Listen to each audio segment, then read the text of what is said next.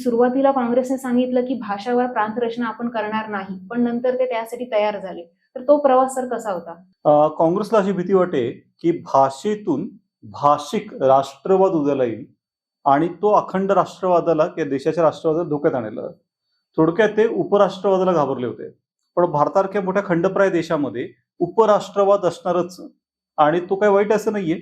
अगदी आता ब्रिटनचं उदाहरण घेतलं आपण तर ब्रिटन छोटासा देश आहे, महाराष्ट्राहून छोटा देश आहे, पण तिथे स्कॉटिश आयडेंटिटी वेगळी आहे, वेल्सची आयडेंटिटी वेगळी आहे, ब्रिटिश ही वेगळी आहे, इंग्लिश ही वेगळी आहे आणि आयरिश ही अजून वेगळी. अशा 4 आयडेंटिटी आहेत की इंग्लिश, स्कॉटिश, वेल्श आणि आयरिश.